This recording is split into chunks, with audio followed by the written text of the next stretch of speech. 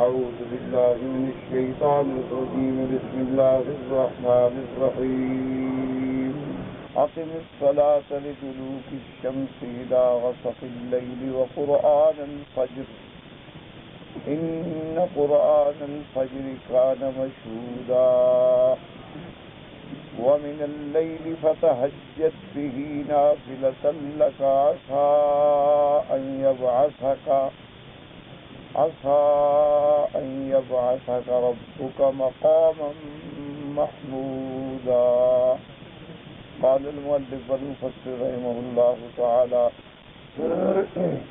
يقول تبارك وتعالى لرسوله صلى الله عليه وسلم آمرا له بإقامة الصلوات المكتوبات في أوقاتها.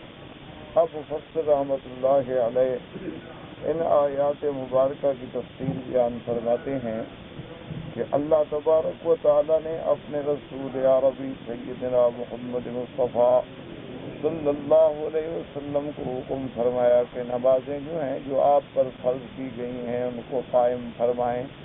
تو سب سے پہلے حضور صلی اللہ علیہ وسلم کو جیسے انشاءاللہ پڑھیں گے تہجد کا حکم تھا.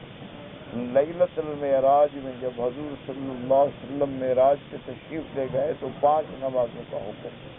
اصل میں تو 50 نمازیں تھیں، لیکن اللہ پاک نے اپنی رحمت سے اپنی مہربانی سے حضور کی امت پہ تخفیف فرمائی اور 5 پڑھیں گے، لیکن اللہ اس کا ثواب جو ہے وہ 50 کر دیں، کیونکہ من جاء بالحسنۃ فلہ عشر امثالها.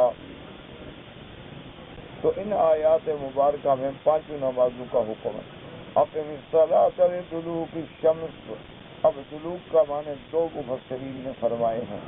بعض مفسرین فرماتے ہیں کہ اس سے مراد جو ہے زوال ہے، کہ سورج جب ڈھلتا ہے، اور بعض نے فرمایا کہ دلوک کا معنی جو ہے غروب ہے، کہ سورج جب ڈوب جاتا ہے. اقم الصلاۃ لدلوک الشمس قیل لغروبها. قاله ابن مسعود ومجاهد وابن زید وقاله شيء عن مغيرة عن الشعبي عن ابن عباس دلوكها زوالها. انہوں نے فرمایا کہ دلوک کا معنی جو ہے وہ زوال ہے، کہ جب سورج جو ہے وہ یعنی خط استوا سے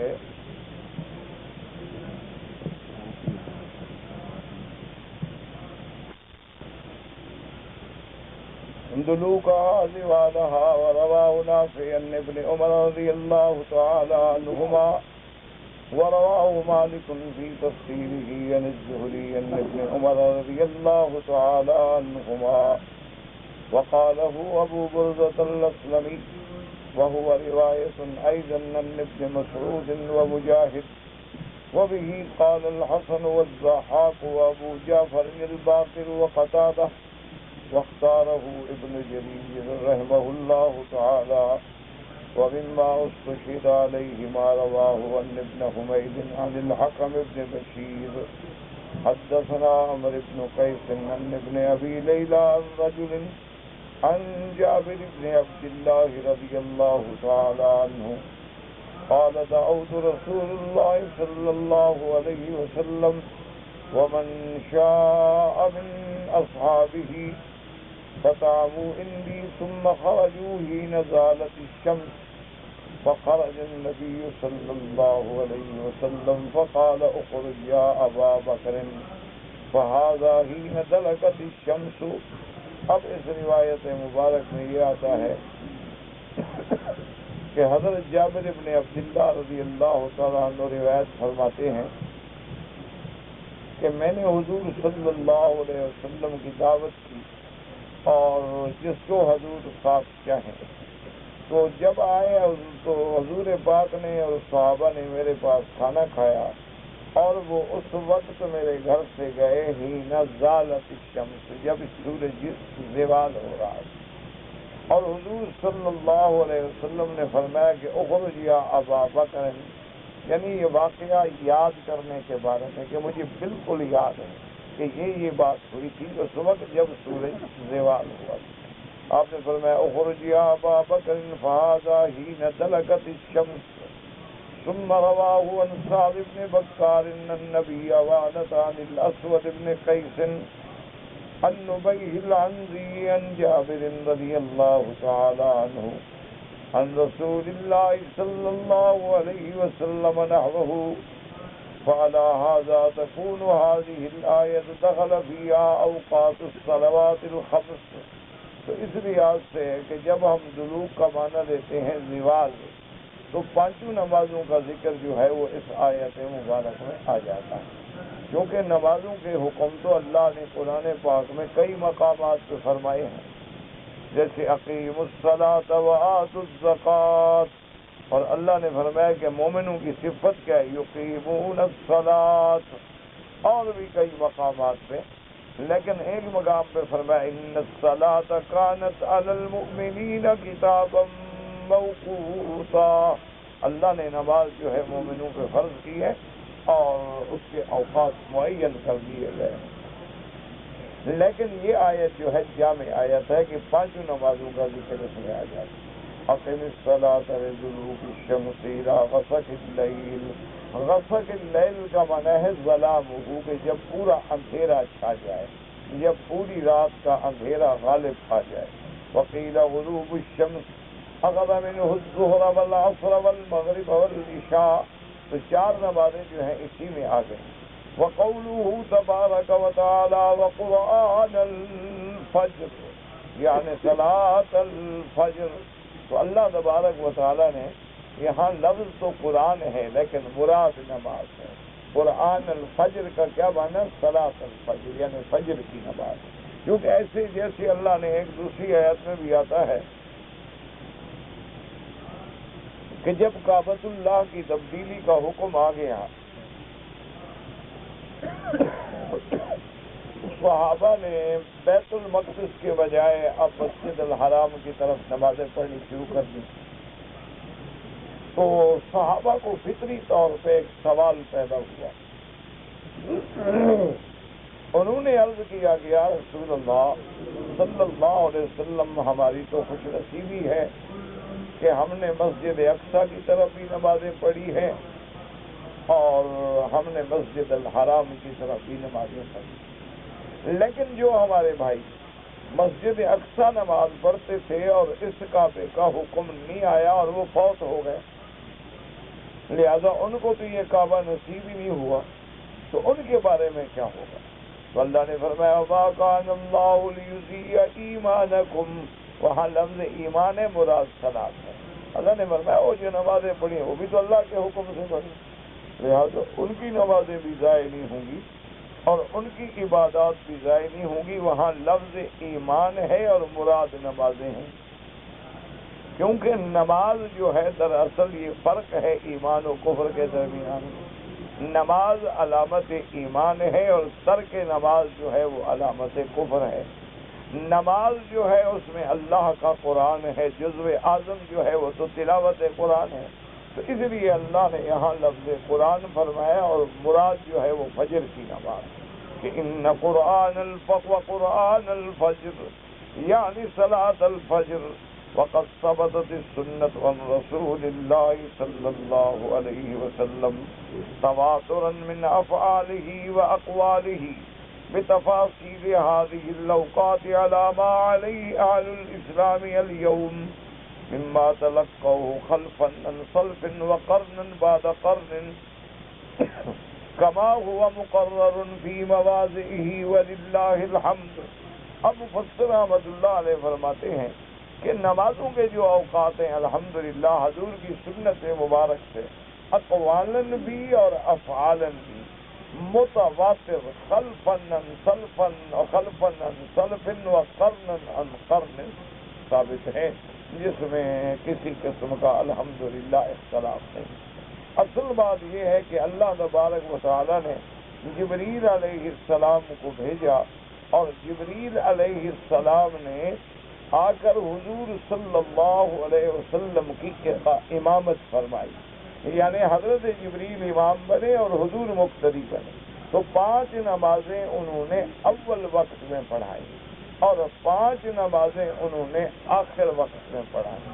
اور اس کے بعد بتلا دیا کہ حضور آپ اپنی امت کو بتلا دیں کہ ان اوقات سے لے کر یہاں تک ان نمازوں کا وقت ہے. تو لہذا جو حضرات اول وقت میں نمازیں پڑھتے ہیں الحمدللہ وہ بھی حدیث رسول پاک سے ثابت ہے اور ان کے پاس بھی دلائل ہیں، اور جو لوگ آخر وقت میں نمازیں ادا کرتے ہیں ان کے پاس بھی حدیث رسول اللہ ہے صلی اللہ علیہ وعلا آلہ واصحابہ وسلم تسلیما کثیرا کثیرا. اب جناب مفسر رحمۃ اللہ علیہ فرماتے ہیں کہ یہ چیز جو ہے یہ تو حدیث میں ثابت. ان قرآن الفجر كان مشهودا قال الأعمش عن إبراهيم عن ابن مسعود وعن أبي صالح عن أبي هريرة رضي الله عنهما عن النبي صلى الله عليه وسلم في هذه الآية وقرآن الفجر إن قرآن الفجر كان مشهودا قال تشهده ملائكة الليل وملائكة النهار. قرآن الفجر سے تو مراد ہوا فجر کی نماز. مشہودہ کا کیا معنی ہے؟ انہوں نے کہا کہ رات اور دن کے فرشتے، کہ اللہ تبارک و تعالیٰ نے فرشتے مقرر فرمائے ہیں. یعنی بعض فرشتے تو وہ ہیں نا جو کرامن کاتبین ہیں اور جو ہمارے نامہ اعمال کو لکھتے ہیں. اسی طرح بعض فرشتے ہیں حافظہ جو مسلمانوں کی حفاظت کرتے ہیں، اور اسی طرح ملائکۃ اللیل والنہار ہیں جو سیاحین فی الارض ہیں. تو اللہ کے ملائکہ ہیں جن کا عدد اللہ کے سوا کوئی نہیں جانتا. اللہ تبارک و تعالی نے فرما دیا ہے کہ وما یعلم جنود ربک الا ہو، میرا محبوب اللہ کا جو لشکر ہے ملائکہ کا اللہ ہی جانتے ہیں کہ ان کا کتنا عدد ہے. تو اب جو دن میں ملائکہ آتے ہیں پھر واپس جاتے ہیں، پھر رات والے آ جاتے ہیں، رات والے جو ہیں وہ صبح کو واپس جاتے ہیں. تو لہذا یہ اوقات ایسے ہیں کہ جن میں ملائکہ موجود ہوتے ہیں. تو ایک اصولی بات ہے کہ جب ایک بڑی جماعت ہوگی جس میں اولیاء اللہ بھی ہوں گے، علماء بھی ہوں گے، صلحاء بھی ہوں گے، تو لازمی بات ہے کہ انشاءاللہ اللہ کی طرف سے رحمتیں اور برکتیں زیادہ آئیں. تو جب ملائکہ کے حاضر ہونے کا وقت ہے، شہود الملائکہ کا وقت ہے، تو اس لیے قرآن نے خاص طور پہ فجر کی نماز کو علیحدہ ذکر کیا اور فرمایا ان قرآن الفجر کان مشہودا.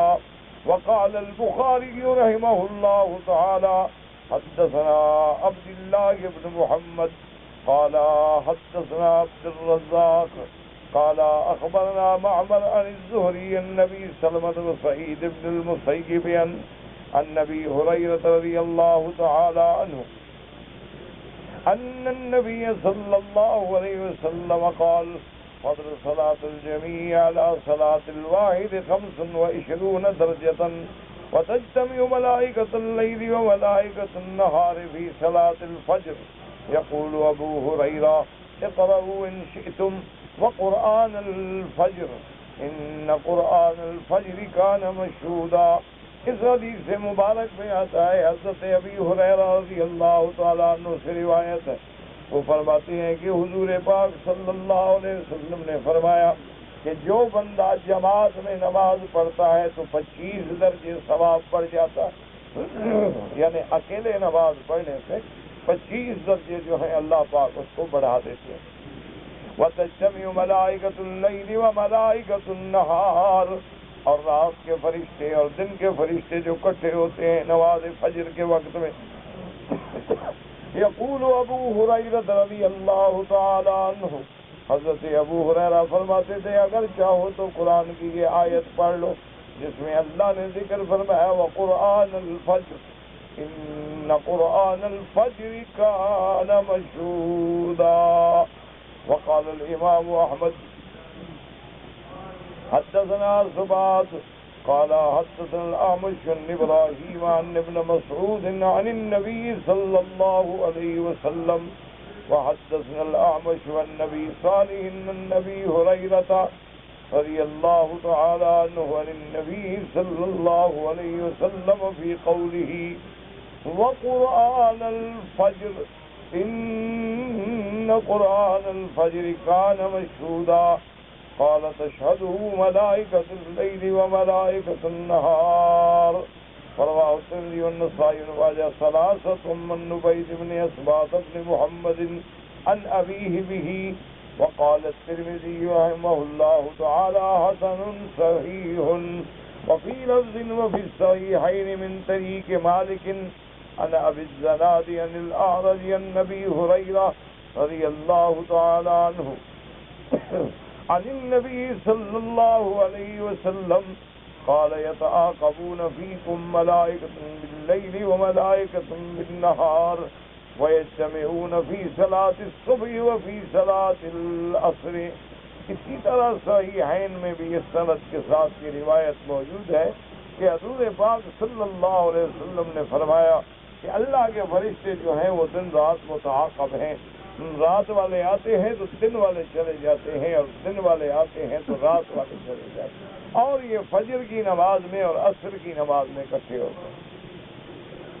اور اس کے بعد فرمایا فَيَعْرُجُ الَّذِينَ بَاتُوا فِيكُمْ فَيَسْأَلُهُمْ رَبُّهُمْ وَهُوَ أَعْلَمُ بِكُمْ كَيْفَ تَرَكْتُمْ عِبَادِي فَيَقُولُونَ أَتَيْنَاهُمْ وَهُمْ يُصَلُّونَ وَتَرَكْنَاهُمْ وَهُمْ يُصَلُّونَ. وقال عبد الله بن مسعود رضي الله تعالى عنه يجتمع الحرسان في صلاة الفجر فيسأل هؤلاء ويقيم هؤلاء. اب جب وہ فرشتے اللہ تعالیٰ کی درگاہ میں پیش ہوتی ہیں اللہ تبارک و تعالیٰ فرماتی ہیں کہ ہاں بتلاؤ کیسے پایا میرے بندوں کو. حالانکہ اللہ تو جانتے ہیں لیکن یہ ان کی ڈیوٹی کے بارے میں سوال. اللہ تبارک و تعالیٰ کی ہر چیز علم میں. اللہ فرمائیں گے کیف ترکتم عبادی, کس حال میں تم نے میرے بندوں کو چھوڑا. فیقولون آتیناہم وہم یصلون, وہ عرض کریں گے مولا جب ہم آئے تو وہ نماز میں تھے اور جب ہم نے ان کو چھوڑا تو وہ بھی نماز میں تھے. اس لیے آدمی ان نمازوں کا خیال رکھے تاکہ روزانہ ہماری اللہ کے دربار میں گواہی لگتی رہے, حاضری لگتی رہے اور فرشتے گواہی دیتے رہے.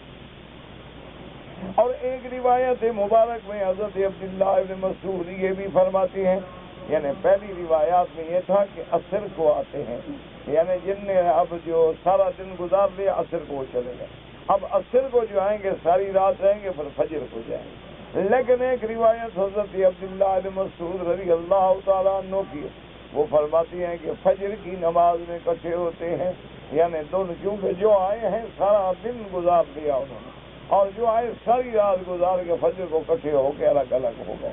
تو حضرت عبداللہ بن مسعود کا ایک قول یہ بھی ہے وقد قال ابراہیم النخعی ومجاہد وقتادہ وغیر واحد في تفسیر هذه الآیہ. وأما الحديث الذي رواه ابن جرير هنا من حديث الليث بن سعد عن زيادة عن محمد بن كعب القرظي فضالة بن عبيد عن أبي الدرداء رضي الله تعالى عنه عن رسول الله صلى الله عليه وسلم وذكر حديث النزول وأنه تعالى يقول من يستغفرني يغفر له من يسألني أعطيه من يدعني فأستجيب له حتى يطلع الفجر. فلذلك يقول وقرآن الفجر إن قرآن الفجر كان مشهودا فيشهده الله وملائكة الليل وملائكة النهار. اب اس حدیث مبارک میں جس کو مفسر ابن جریر رحمت اللہ علیہ نے سند سے نقل کیا ہے ان ابی الدرداء رضی اللہ تعالی عنہ, صحابی ہیں میرے نبی محمد مصطفیٰ, وہ روایت فرماتی ہیں کہ اللہ تبارک و تعالی عرش سے آسمان دنیا پہ تشریف لاتے ہیں کما یلیق بشانہ تبارک و تعالی. اور اس کے بعد فرماتی ہیں من یستغفرنی, کون ہے جو مجھ سے گناہوں کی معافی مانگے میں بخشنے کے لیے تیار ہوں, اور کون ہے جو مجھ سے کچھ سوال کرے میں دینے کے لیے تیار ہوں, کون ہے جو مجھ سے دعا مانگے میں اس کی دعا سننے کے لیے تیار ہوں. یہ حکم جو ہے, اعلان جو ہے میرے اللہ کا اس وقت تک ہوتا ہے جب صبح صادق شروع ہوتی ہے. تو یہ نزول رب سبحانہ و تبارک و تعالی. اس لیے علماء لکھا ہے کہ تہجد کی نماز میں کوشش کریں کہ یہ ایسا وقت ہے اللہ کی رحمت کا کہ ایک تو سب سے بڑی بات یہ ہے کہ ان ناشئۃ اللیل ہی اشد وطئا واقوم قیلا، اللہ نے فرمایا کہ رات کی نماز جو ہے یہ بندے کے نفس کو مارنے والی ہے، کہ بندہ اپنا آرام چھوڑتا ہے، سردی ہے، گرمی ہے، وضو کر کے ہاتھ باندھ کے اللہ کے دربار میں کھڑا ہے۔ اور دوسرا یہ ایسا وقت ہوتا ہے کہ شور نہیں ہے، شر نہیں ہے، آدمی کی توجہ ادھر ادھر مبذول نہیں ہوتی ہے، خالص اللہ کی طرف توجہ ہوتی ہے، تو جو پڑھ رہا ہوتا ہے اس کا اور دل کا اور زبان کا ایک تعلق ہوتا ہے۔ تو اس وقت جو رحمت کی گھڑی ہے، جن کو اللہ نے نصیب کی ہے نا، ان کو تو پھر دنیا کی اور کوئی لذت جو ہے کوئی اس کا مقابلہ ہی نہیں کرتا۔ لیکن سوال یہ ہے کہ ہمیں عبادت میں لذت کا مقام نصیب ہو جائے، ہمیں اللہ تبارک و تعالیٰ کے ذکر میں، اللہ تبارک و تعالیٰ کے فکر میں، اللہ تبارک و تعالیٰ کی یاد میں، اللہ تبارک و تعالیٰ کے کلام کی تلاوت میں، نماز میں وہ حلاوت نصیب ہو جائے جو اللہ والوں کو نصیب ہوتی ہے۔ پھر پتہ لگتا ہے کہ قرآن کیا ہے، نماز کیا ہے، تہجد کیا ہے۔ کہیں کہ بس ہم جیسے چل رہے ہیں، تمہارا یہ بھی حکم ہے کہ جیسے ہو کرتے تو رہو، اللہ تبارک و تعالیٰ قادر ہیں اسی میں کبھی خلوص کا رنگ بھر دیں گے۔ یہ تو نہیں کہ جو کچھ کر رہے ہیں اس کو بھی چھوڑ دو، نہیں، جو ہمت ہے جو کچھ کر رہے ہیں اس کو بھی نہ چھوڑو، وہ قادر ہے، وہ کریم ہے، کوئی رحمت کی گھڑی آتی ہے تو اسی کو بھی اللہ تبارک و تعالیٰ جو ہے قبول فرما دیتے ہیں۔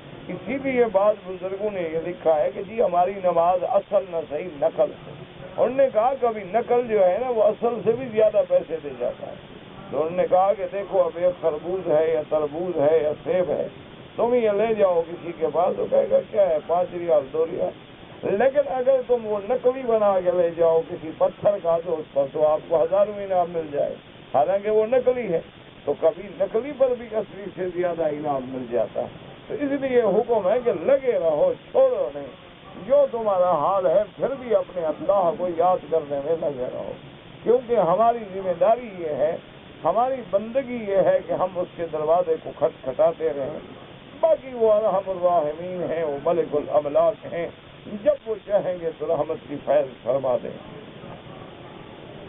اب جناب اس کے بعد فرماتی ہیں وَقَوْلُهُ تَبَارَكَ وَتَعَالَى وَمِنَ اللَّيْلِ فَتَهَجَّدْ بِهِ نَافِلَةً لَكَ أي امر له بقيام الليل بعد المكتوبة۔ اب بعض علماء فرماتی ہیں کہ وَتَهَجَّدْ بِهِ نَافِلَةً لَكَ کا کیا معنی ہے، یعنی آپ کے لیے ایک اور زیادہ فرض ہے کہ امت میں تو 5 فرض ہیں لیکن آپ پہ تہجد بھی فرض ہے۔ كما ورد في صحيح مسلم عن ابي هريره رضي الله تعالى عنه عن رسول الله صلى الله عليه وسلم انه سئل اي الصلاه افضل بعد المكتوبه قال صلاه الليل۔ حضور پاک سے پوچھا گیا حضور فرض نمازوں کے بعد سب سے افضل نماز کیا ہے، آپ نے فرمایا جو رات میں پڑھی جائے، یعنی تہجد کی نماز۔ ولہذا امر تعالی رسولہ بعد المکتوبات بقیام اللیل، اللہ پاک نے حضور پاک کو بھی حکم فرمایا کہ صلاۃ مکتوبہ فرض کے بعد رات کی نماز، فإن التہجد ما کان بعد نوم، اس لیے فرماتے ہیں کہ تہجد کا معنی یہ ہوتا ہے کہ جو نیند کے بعد ہو۔ قالہ القمر والاسود ابراہیم النخعی وغیر واحد وهو المعروف في لغة العرب وكذلك ثبتت الاحاديث عن رسول الله صلی اللہ علیہ وسلم۔ اب مفسر فرماتا ہے کہ لغت عرب میں بھی تہجد کا معنی وہ ہے کہ نیند کے بعد، نیند کو چھوڑ کے پڑھے۔ اسی طرح مفسر رحمۃ اللہ علیہ فرماتے ہیں کہ حدیث میں بھی ثابت ہے کہ انہ کان یتہجد بعد نومہ، کہ میرے آقا سیدنا محمد مصطفیٰ صلی اللہ علیہ وسلم بھی نیند سے اٹھ کے تہجد پڑھتے تھے۔ ان ابن عباس و عائشہ وغیر واحد من الصحابۃ رضی اللہ تعالی عنہم کما هو مبسوط فی موضعہ وللہ الحمد۔ لیکن یاد رکھو کہ یہ اس میں تو کوئی شبہ نہیں، تمام ائمہ کا اتفاق ہے کہ سونے کے بعد اٹھ کے آخر میل میں جو پڑھی جائے وہ افضل ہے تہجد. لیکن اگر خدا نہ کرے کوئی بندہ نہیں اٹھتا ہے، ڈیوٹی ہے، حالات ایسے ہیں کہ اس کو اس وقت اٹھنا بہت مشکل ہے، تو وہ علماء نے فرمایا کہ عشاء کے بعد سونے سے پہلے بھی پڑھ لے تو وہ بھی تہجد شمار ہوگی.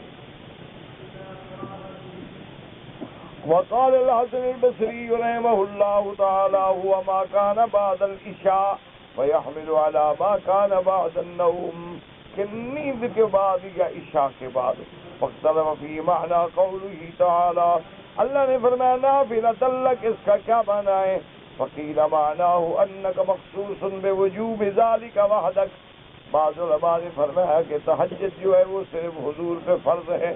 فجعلوا قیام اللیل واجبا فی حقہ دون الامت، انہوں نے کہا کہ امت پہ تو واجب نہیں ہے، امت کے لیے تو نفل ہے، لیکن حضور پاک کے لیے جو ہے وہ فرض ہے. رواه اللوفي عن ابن عباس وهو أحد قولي العلماء وأحد قولي الشافعي رحمه الله، واختاره ابن جرير. وقيل إنما جعل قيام الليل في حقه نافلة على الخصوص لأنه قد غفر له ما تقدم من ذنبه وما تأخر، وغيره من أمتي إنما يكفر عنه صلوات والنوافل الذنوب التي عليه. بعض علماء فرماتی ہیں کہ ہماری نمازیں جو ہیں نافلہ، وہ تو جو فرائض میں کوتاہی ہوگی یا گناہ ہوں گے ان کا کفارہ بنے گی، لیکن حضور کے لیے یہ زیادتی ہے ثواب میں، کیونکہ نہ تو حضور پہ کوئی گناہ ہے اور نہ گناہوں کے کفارے کی کوئی ضرورت ہے، اور نہ حضور کے فرائض میں کوئی کوتاہی اور کمی ہے کہ پوری کی جائے.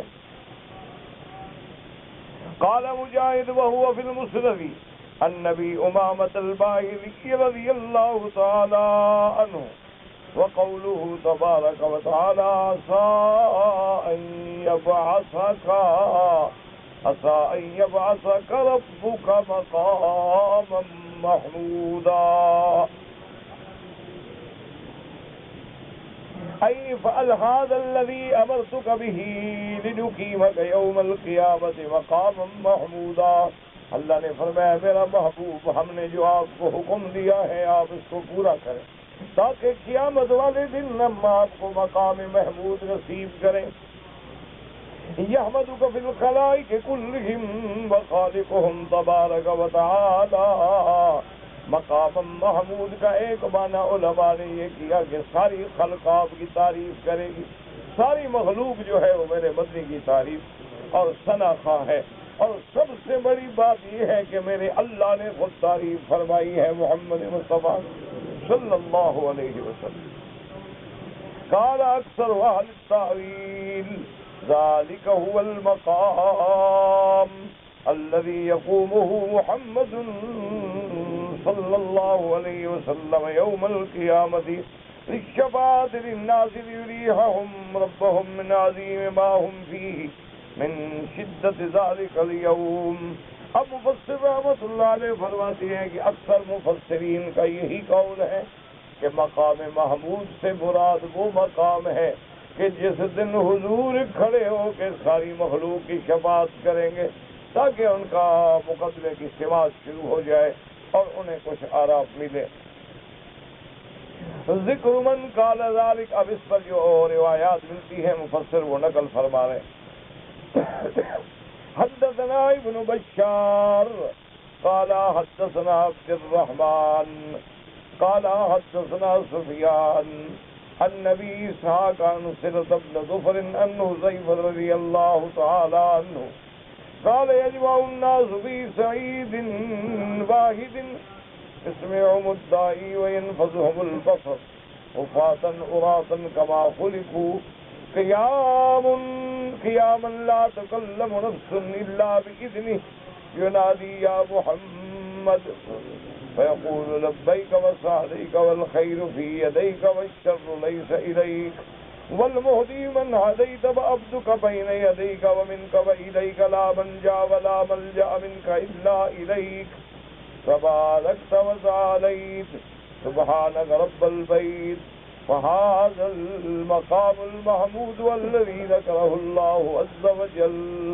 اب مفسر رحمۃ اللہ علیہ فرماتے ہیں کہ حضرت حذیفہ فرماتے ہیں یجمع الناس فی صعید واحد، ساری مخلوق ایک میدان میں اکٹھی ہوگی اور آواز سب کو پہنچے گی اور سب پر نظر پہنچے گی. اور حفاظ عراۃ، اور نہ جوتا ہوگا نہ کپڑے ہوں گے، اسی طرح کھڑے ہوں گے جیسے اللہ نے پیدا کیا. جب ماں کے پیٹ سے آئے تھے تو کوئی کپڑا نہیں، کوئی جوتا نہیں، اور جب قیامت میں قبروں سے کھڑے ہوں گے اس وقت بھی. اسی لیے اولیاء اللہ لکھتے ہیں جن کو اللہ نے مقام ولایت سے نوازا ہے، وہ کہتے ہیں کہ ہر بندے کو چاہیے کہ 24 گھنٹے میں سے کچھ وقت نکال کے وہ اپنی موت کے بارے میں فکر کرے. وہ اپنی اصطلاحات میں اس کو مراقبہ کہتے ہیں. بات تو ہے کہ مراقبہ کرو یا فکر کرو کہ آدمی رات میں دن میں کوئی ایسا وقت نکالے 10 منٹ کے لیے 5 منٹ کے لیے، جب علیحدہ ہو تنہائی میں، تو بالکل خاموش بیٹھ کے تصور کرے کہ جب موت آئے گی تو کیا حال ہو، اور پھر لوگوں کی موت پہ غور. اسی لیے ہارون الرشید کو اس کے بیٹے نے جو خط لکھا تھا اس میں یہی لکھا تھا کہ اذا حملت الى القبور جنازة فاعلم بانك بعدها محمود. اور لکھا کہ ابا جان اب تو آپ بادشاہ ہیں، تخت پہ بیٹھے ہیں، لیکن جب کسی جنازے کو گزرتا اپنی موت کا ایک فکر ہے کہ میں نے مرنا ہے. جیسے ابا مر گئے، دادا مر گئے، فلاں رشتے دار مر گئے، اور تصور کرے کہ جب میں نے مرنا ہے اس وقت کیفیت کیا ہو، اور یہ بھی تصور کرے کہ جو ہم نے مر جانا ہے اور جو مر گئے وہ کیا لے گئے ساتھ. کوئی بلڈنگیں، کوئی گاڑیاں، کوئی کاریں، کوئی چیک بک، کوئی دولت، کوئی بینک بیلنس، کوئی سونا چاندی، کیا ساتھ کیا لے. اور جب ہم مریں گے تو ساتھ کیا ہوگا، اور پھر مرنے کے بعد ان کو کہاں بھیجا گیا، محل بنایا گیا، ان میں رکھا گیا، باغات لگائے گئے، وہاں چھوڑ دیا گیا کہ جی اب یہاں چلو پھرو، یا ان کو جا کے ایک گڑھے میں جا کے جناب جو سب سے زیادہ دوست ہیں نا، سب سے پہلے وہی پکڑ کے اتارتے ہیں. جس کو زیادہ محبت ہوتی ہے نا، اولاد ہے، بیٹا ہے، شاگرد ہے، وہ کہ یار مجھے اترنے دو، میں اتاروں قبر میں، اور سب سے پہلے وہی مٹی ڈالتے ہیں. تو اس وقت تصور کریں کہ جب ہم اس قبر میں ہوں گے اور اوپر بند کر دیں گے، مٹی ڈال دیں گے، حال کیا ہوگا.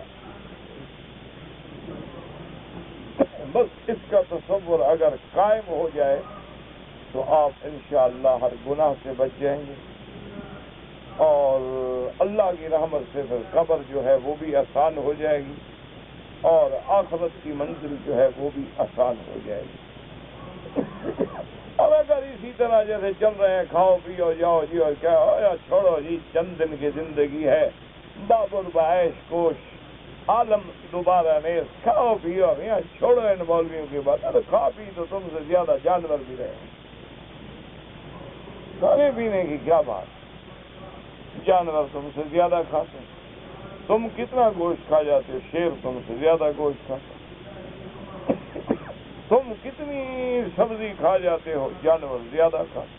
تم کتنی پھل کھا جاتے ہو، پرندے زیادہ کھا جاتے. تم کتنی میٹھا کھا جاؤ گے، چیونٹی زیادہ کھا جاؤ. کہ کھانے پینے کے لیے اگر تم آئے تھے کہ کھاؤ پیو اور مر جاؤ، پھر تمہارے اور حیوان میں فرق کیا ہے.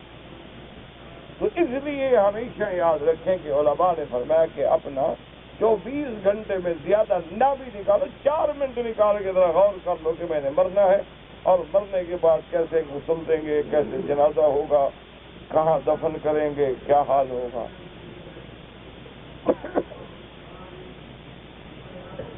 اور اس وقت کون بیٹا، بھائی، دوست، ساتھی، پیر، بزرگ کوئی ساتھ جائے گا؟ سب یہی کہیں گے نا وہ بھیجو، بس یہ اللہ رحم کرے گا۔ اس وقت صرف ایک چیز ہے کہ خاتمہ ایمان پہ ہے اور عمل صالح ہے، تو روضۃ من ریاض الجنہ، چاہے ہمیں یہ تپتی ہوئی گرم مٹی میں ڈالائیں، اللہ اسی کو جنت بنانے سے قادر ہے۔ اور اگر ایمان نہیں ہے، اعمال بھیڑے ہیں، تو پھر وہی جو ہے کتنی باغ لگا کے اور بڑے ایئر کنڈیشن لگا دینا قبروں کے ارد گرد، پھر بھی وہ جہنم ہے۔ اما روضۃ من ریاض الجنت او حفرۃ من حفر النیران۔ حضور نے فرمایا کہ قبر جو ہے یا تو جنت کے ٹکڑوں میں سے ایک ٹکڑا ہوگا یا پھر جہنم کے گڑھوں میں سے ایک گڑھا۔ تو اللہ تبارک و تعالیٰ سے معافی مانگے۔ اور 24 گھنٹے میں دیکھو نا، آخر تم 8 گھنٹے نوکری کو دیتے ہو، 4-5 گھنٹے تم نیند کو دیتے ہو، 4-5 گھنٹے تم فلم کے لیے بھی خرچ کرتے ہو، تو 4-5 منٹ موت کے لیے بھی خرچ ہو سکتا۔ 24 گھنٹے میں 5 منٹ، زیادہ نہیں، صرف 5 منٹ۔ اور جس دن اللہ کی رحمت سے تم نے یہ موت کا مراقبہ سیکھ لیا نا، تو انشاءاللہ پھر دیکھو گے کہ اصلاح کیسے ہوتی ہے۔ اب جناب فرماتے ہیں کہ وہ مقام محمود اس دن جب سب کھڑے ہوں گے بغیر لباس کے، قیام لا تکلم نفس الا باذنہ، کسی کو بولنے کی اجازت بھی نہیں ہوگی۔ ینادا یا محمد صلی اللہ علیہ وسلم، پھر اللہ تبارک و تعالیٰ کے حکم سے ندا ہوگی، حضور کو بلایا جائے گا۔ فیقول لبیک وسعدیک، حضور پاک اللہ کے دربار میں کہیں گے حاضر یا اللہ، والخیر فی یدیک، سب بھلائی تیرے ہاتھ میں، والشر لیس الیک، والمہدی من ہدیت، ہدایت والا وہ ہے جس کو تو ہدایت دی، وعبدک بین یدیک، تیرا بندہ تیرے سامنے حاضر ہے، ومنک والیک لا منجا ولا ملجا منک الا الیک، تیرے سوا کوئی جائے پناہ نہیں، تیرے سوا کوئی ملتجا نہیں، کوئی نجات کا ٹھکانہ نہیں۔ تبارکت و تعالیت، سبحانک رب البیت، وهذا المقام المحمود الذي ذكره الله عز وجل۔ تو یہ وہ مقام محمود ہے کہ جب کسی کو بولنے کی اجازت نہیں ہوگی، پھر وہ میرا مدنی محمد مصطفیٰ بولیں گے صلی اللہ علیہ وآلہ وسلم۔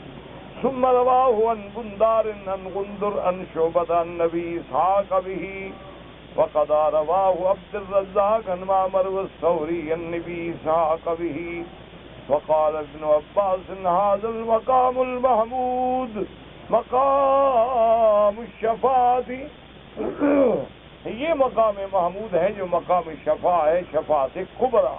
یہ شفاعت جو ہے نا ساری مخلوق کے لیے ہوگی، اور یہ شفاعت یہ نہیں ہوگی کہ جنت بھیجو، یہ شفاعت ہوگی کہ یا اللہ بس ان کے مقدمے کی سماعت شروع ہو جائے، بس آگے جو آپ کا عدل ہے فیصلہ فرمائے۔ وقال قتادة هو أول من تنشق عنه الأرض يوم القيامة وأول شافع، حضور پاک صلی اللہ علیہ وسلم سب سے پہلے اپنے روضہ مبارک سے اٹھیں گے، سب سے پہلے آپ کی قبر مبارک شق ہوگی، سب سے پہلے آپ ہی سفارش کرنے والے ہوں گے۔ وَكَانَ أَهْلُ الْعِلْمِ يَرَوْنَ أَنَّهُ الْمَقَامُ الْمَحْمُودُ، یہی وہ مقام محمود ہے الذي قال الله تعالى عسى أن يبعثك ربك مقاما محمودا، قلت لرسول الله صلى الله عليه وسلم تشريفات يوم القيامة لا يشركه فيها أحد۔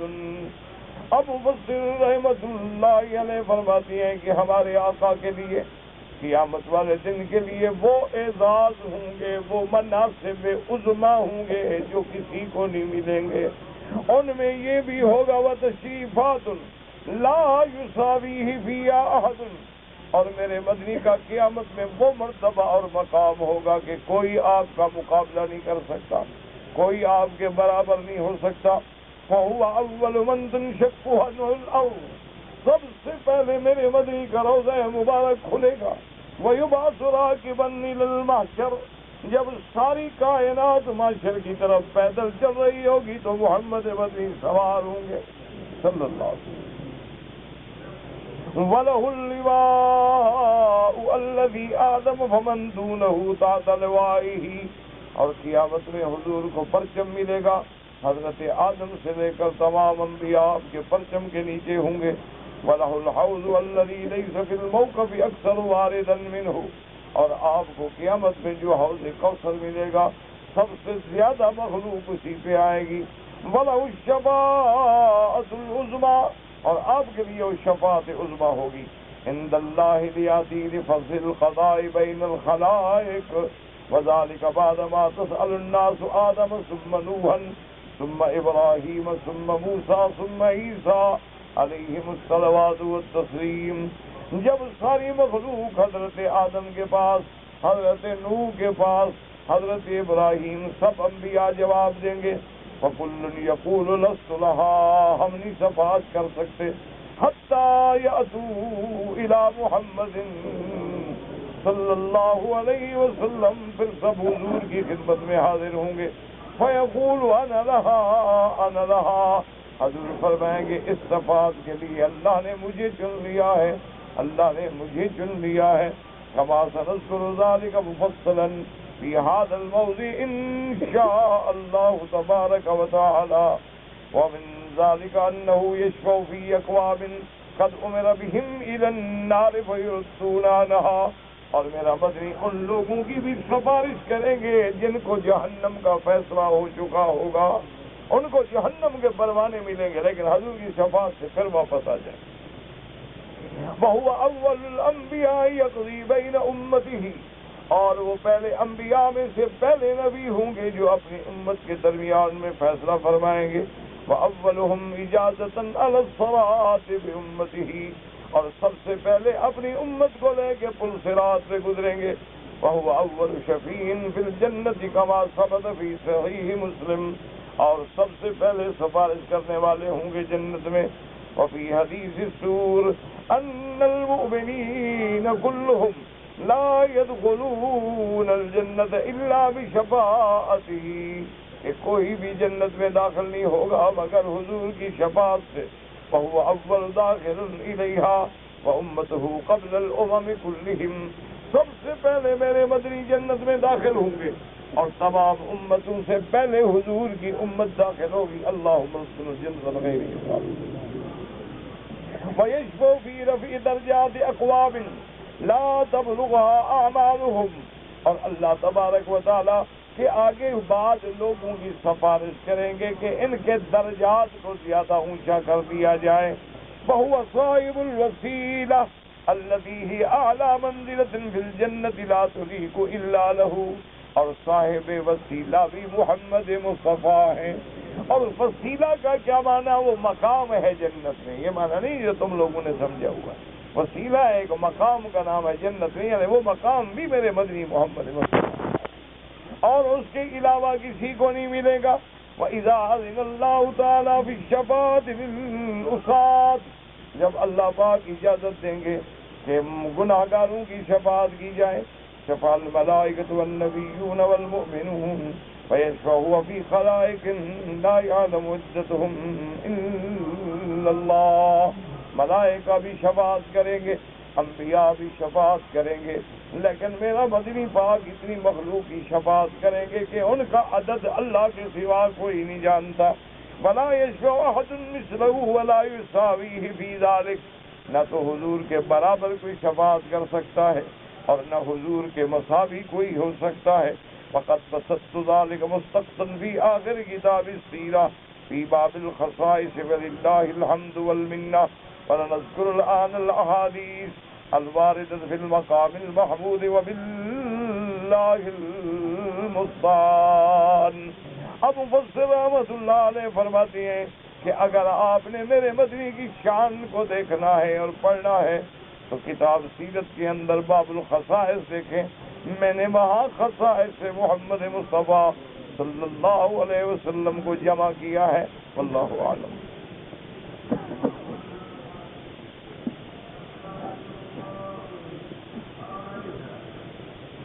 میری بہن کی شادی میں تاخیر ہو رہی، اللہ پاک آسان فرمائے، اور ہر مسلمان جن کے گھروں میں بہنیں ہیں، بیٹیاں ہیں اور رشتے کے لیے پریشان ہیں، اللہ سب کی مشکلات حل فرمائے، اللہ ان بچیوں کا مستقبل روشن فرمائے اور ان کی زندگیوں کو برباد ہونے سے محفوظ رکھیں۔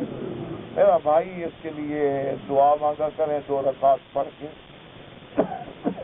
اور بعض بزرگوں نے اللہ کے اسماء میں سے اللہ کا نام ہے یا جامع یا لطیف، یا جامع یا لطیف، یا جامع یا لطیف۔ ان نے کہا ہے کہ اگر والدین پڑھیں اور خود لڑکی پڑھے، اللہ سے دعا کریں تو اللہ جلد خیر کا رشتہ نصیب فرمائیں۔ زمزم کا پانی بھی دوسرے پانی کی طرح بیٹھ کے پینا چاہیے۔ ہمیں شریعت نے حکم دیا ہے کہ کھانا پینا سب بیٹھ کے ہونا چاہیے، تو زمزم بھی بیٹھ کے پینا چاہیے۔ البتہ اگر کوئی زمزم کھڑے کھڑے پی لے تو جائز ہے، یہ معنی نہیں کہ زمزم ہمیشہ کھڑے ہو کے پیو، یہ لوگوں نے غلط سمجھا ہوا ہے، کیونکہ ہمارے لوگوں کو عادت ہو گئی ہے نا جی، یہ پیر کے لیے بھی کھڑے ہوتے ہیں اور ذمہ دار کے لیے بھی کھڑے ہوتے ہیں، اور علاقے کا جو وڈیرا چودھری گودا اس کے لیے بھی کھڑے ہوتے ہیں، تو یہ زمزم کے لیے بھی شان ہے کھڑے ہونا۔ یہ مطلب نہیں ہے، ہر پانی بیٹھ کے پئیں، چونکہ میرے آقا نے کھڑے کھڑے کنویں پہ زمزم پیا تھا، تو اس لیے علماء نے فرمایا کہ اگر کوئی کھڑے ہو کے پی لے تو جائز۔ حرم میں نماز جنازہ پڑھنا جائز ہے۔ میرا بھائی تمہارے ملک میں تو مسجد ہوتی ہے چھوٹی سی، تو جنازے الگ بنے ہوتے ہیں جنازہ کا، یہ تو سارا مکہ حرم ہے، کہاں جنازہ لے جائیں؟ عرفات میں جائیں پڑھنے کے لیے، یا مسجد عائشہ جائیں تنیم کے باہر؟ اس لیے یہاں تو حل ہی کوئی نہیں، تو سارا مسجد الحرام ہے، تو اس لیے پھر افضل یہ ہے کہ اتنی بڑی جماعت نصیب ہو جائے جنازے سے۔ باقی جنازے میں ایک سلام پھیرنا بھی ثابت ہے حدیث سے، اور جو 2 پھیرتے ہیں وہ بھی ثابت ہے۔ یہ کوئی ایسے مسائل نہیں ہیں کہ جن پر تم فکر مند ہو جاؤ، ایک سلام پھیرو جائز، 2 پھیرو جائز۔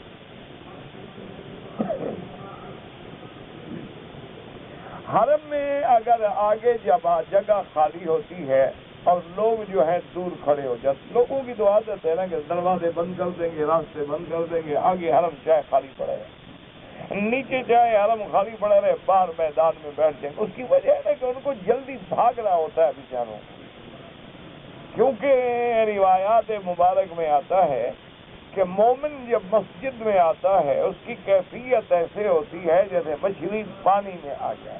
مچھلی پانی میں ہے تو کیسے خوش ہوتی ہے، کب بھاگ رہی ہے، تیر رہی ہے، ادھر جا رہی ہے، ادھر جا رہی ہے۔ اور منافق جب مسجد میں آتا ہے تو اس کی کیفیت ایسی ہوتی ہے جیسے کسی کو پنجرے میں قید کر دو، تو اس لیے وہ کہتے ہیں اب جلدی اب نماز ہو اور جلدی اب بھاگے اور جلدی نکلیں۔ اگر آگے چلے گئے تو نکلنے میں بابا آدھا گھنٹہ لگ جائے گا نا، ہم باہر پڑھ لیتے ہیں، سلام پھیریں گے، یہاں سے بھاگ جائیں گے، تو یہ بالکل غلط ہے اور ناجائز ہے۔ باقی نماز تو انشاءاللہ ہو جائے گی، نماز تو آپ پہاڑ پہ کھڑے ہو جائیں تب بھی ہو جائے گی۔ طواف کے بعد 2 رکعت نماز بالکل امام ابو حنیفہ رحمۃ اللہ علیہ کے نزدیک تو واجب ہے، ضروری نہیں، واجب کے درجے میں ہے، اور باقی ائمہ کے نزدیک بھی سنت ہے، نفل تو کسی کے نزدیک بھی نہیں، لوگوں نے نفل نفل نفل نفل بنا رکھا ہے، نفل تو کسی کے نزدیک۔ امام ابو حنیفہ رحمۃ اللہ علیہ کے نزدیک واجب ہے اور باقی ائمہ کے نزدیک سنت ہے۔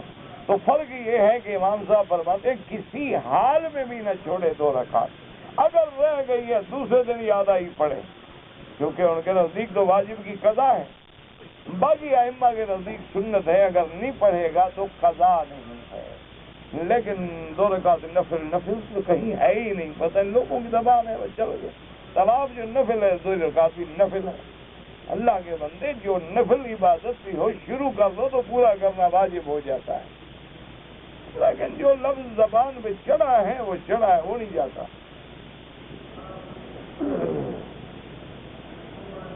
ہاں تہجد جو ہے رات کی نماز افضل ہے، اشراق کے اپنے فضائل ہیں، اوابین کے اپنے فضائل، یہ کیا بات؟ حضرت موسیٰ علیہ السلام کے اپنے فضائل ہیں، عیسیٰ علیہ السلام کے اپنے فضائل ہیں، میرے مدنی پاک کے اپنے فضائل۔ یہ تھوڑا ہوتا ہے کہ ایک چیز کا شان بیان کرو تو دوسرے کا کم ہو جائے گا۔ کہتے جی کہ بڑے بزرگ جو ہیں داتا گنج بخش کی تاریخ کیا ہے؟ داتا گنج بخش جو ہے نا جی، تاریخ ان کی آپ کتاب کو لے لیں، آپ پڑھ لیں۔ بہرحال پہلی بات تو یاد رکھو کہ ان کو داتا کہنا ہی ناجائز ہے۔ ان کا نام علی ہجویری رحمت اللہ علیہ ہے، ان کا نام یا کنیت لقب داتا نہیں ہے، تو لوگوں نے بنایا ہے۔ حضرت کا نام جو ہے وہ علی ہجویری رحمت اللہ علیہ، بہت بڑے اللہ کے ولی تھے، بہت بڑے موحد تھے، اور اپنے وقت کے اولیاء اللہ میں سے تھے، اور لوگوں نے جہاں ان کا مزار بنایا تو مزار ہی نہیں ہے حضرت کا، اللہ نے آپ کو شرک سے محفوظ رکھا ہے۔ اللہ تبارک و تعالیٰ نے ان کی قبر چھپائی ہوئی ہے، وہ قبر وہاں ہے ہی نہیں، یہاں حضرت بیٹھ کے عبادت کرتے، یہ وہ جگہ ہے۔ لوگوں نے کہا ٹھیک ہے ہم نے تو سجدہ کرنا ہے، کچھ ہو تو باقی تاریخ ان کی کتابیں کھول کے، تاریخ الاولیاء کھول کے دیکھ رہے ہیں، اس میں تفصیل سے لکھا ہوگا۔ ویسے وہ بہت بڑے اولیاء میں سے، بہت بڑے ولی اللہ، اللہ ان کی قبروں پہ کروڑوں رحمتیں فرمائے۔ ایک آدمی نے دمام سے مدینہ شریف کیا، مدینہ منورہ کے میقات سے احرام باندھ کے مکہ شریف آیا، عمرہ مکمل کیا، عمرہ مکمل کر کے بال بھی منڈوائے یا نہیں منڈوائے، پہلے یہ تو فیصلہ کرے نا۔ بال منڈوا لیے تو اب پہلے عمرے سے وہ فارغ ہو گیا، دوسرے عمرے کا احرام اس نے گھر سے باندھا اپنے کمرے سے، اور دوبارہ سر بھی نہیں منڈایا، اور کپڑے جو گھر کے عمرے والا تو یہی حال ہوتا ہے، وہ عمرہ ہوتا ہی نہیں۔ عمرے کے لیے لازم ہے کہ حد حرم سے باہر جائے، گھر سے احرام باندھنے کا جو حکم ہے وہ صرف حج کے لیے۔ میری پھوپھی بوڑھی ہیں اس کے لیے بالکل، آپ اگر بوڑھی ہیں ان کے لیے عمرہ کریں۔ میرا وضو جو ہے وہ بار بار ٹوٹ جاتا ہے، اس کے لیے میرا عزیز علاج یہ ہے کہ آپ ہر نماز کے لیے وضو نیا بنائیں۔ کیا مانا؟ مغرب کی اذان وقت آ گیا، وضو کر کے اب مغرب سے لے کر عشاء تک اسی میں نمازیں پڑھتے رہیں، طواف کرتے رہیں، نماز پڑھتے رہیں، قرآن پڑھتے رہیں، ٹوٹ گیا ٹوٹ گیا۔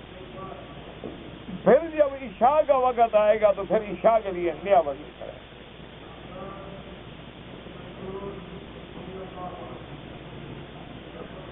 میرے لیے دعا کریں کہ مجھے اچھا کام ملے، حرم میں نمازیں پڑھوں، اللہ سے توبہ کریں، اللہ سے دعا مانگیں، اللہ پاک آپ کو اچھا کام دے، سب کو اچھا کام دے، اپنے خزانہ غیب سے رزق دے۔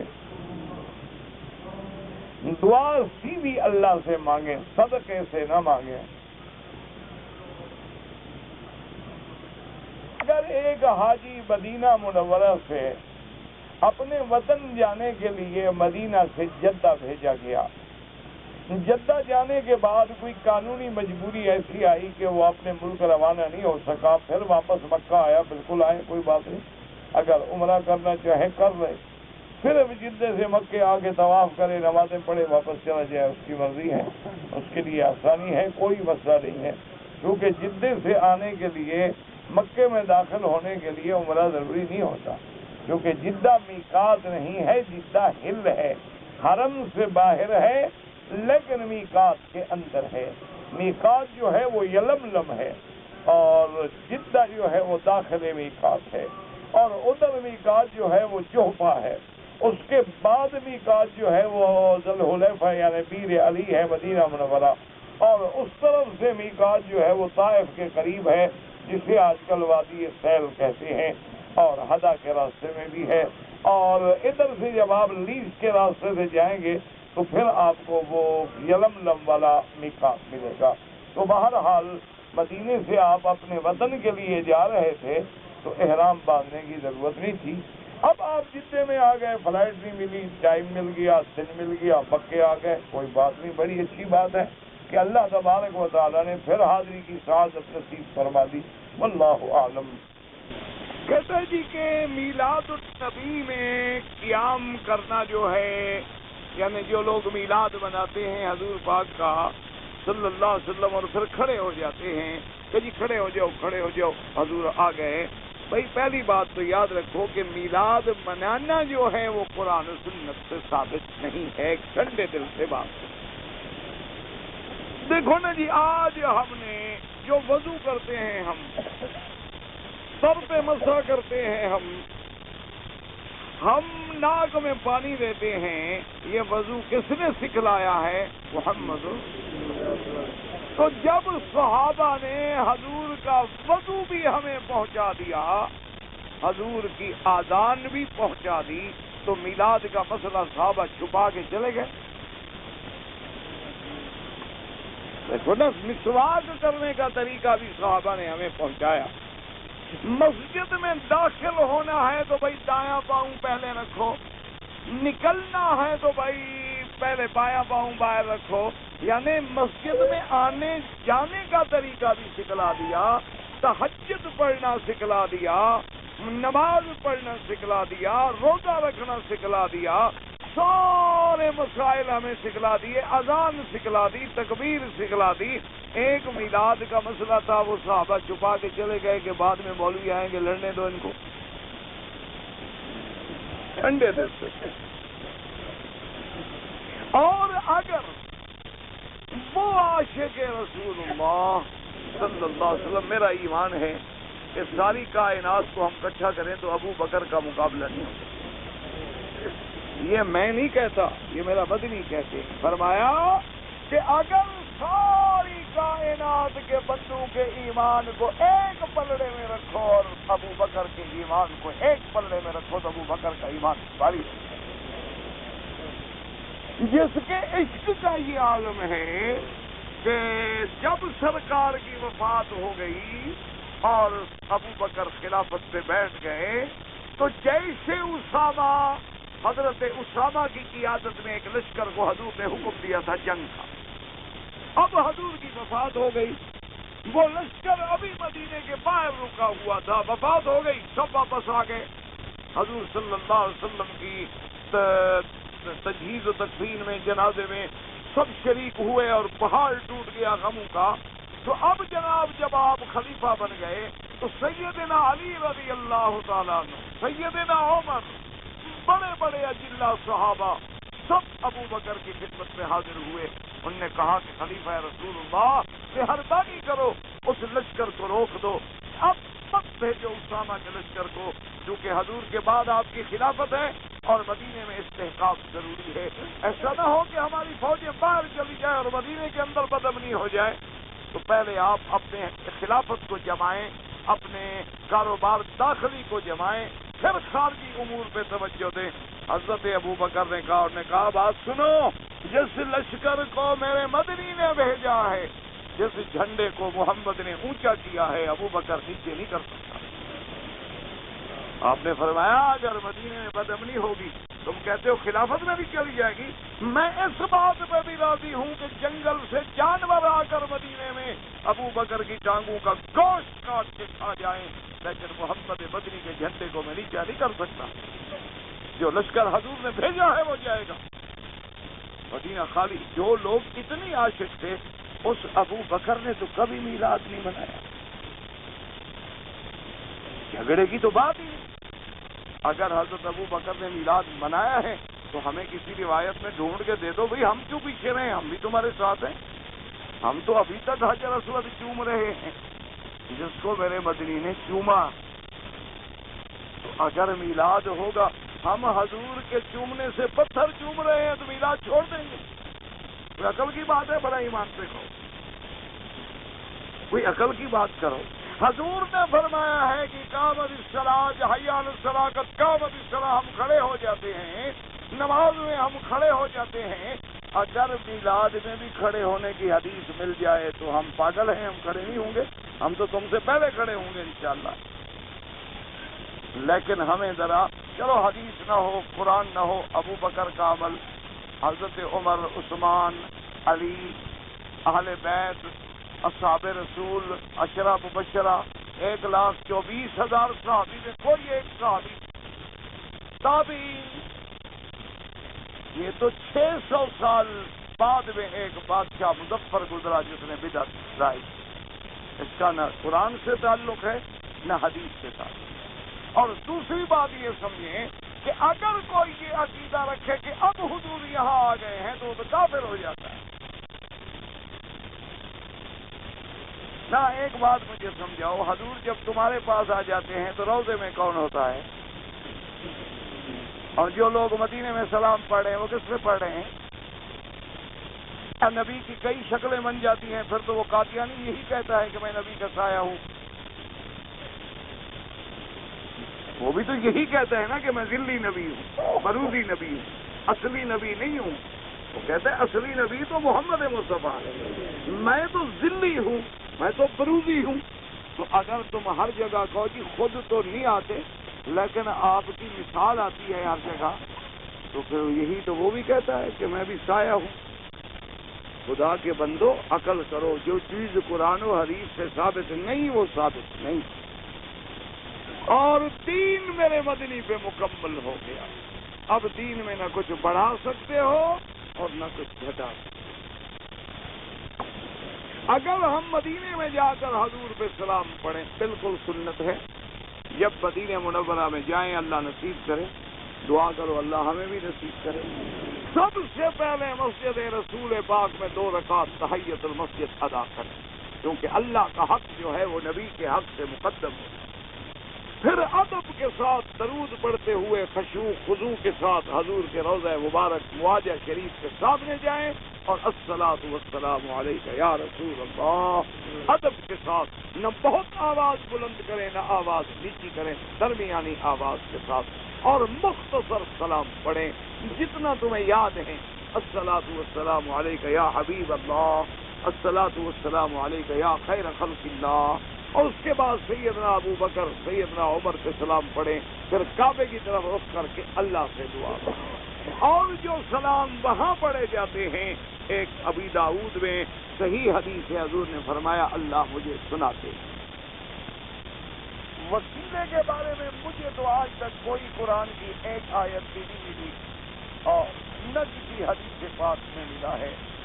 جتنی دعائیں قرآن میں ہیں وہ سیدھی اللہ سے مانگی گئی. ربنا آتنا، ربنا لا تزغ قلوبنا، ربنا اغفر لنا ذنوبنا، رب انی مسنی الضر وانت ارحم الراحمین، لا الہ الا انت سبحانک انی کنت من الظالمین، الا تغفر لی وترحمنی اکن من الخاسرین، ربنا هب لنا من ازواجنا وذرياتنا قرة اعین، ربنا انزل علينا مائدة من السماء ما ما ما ما ما ما ما ما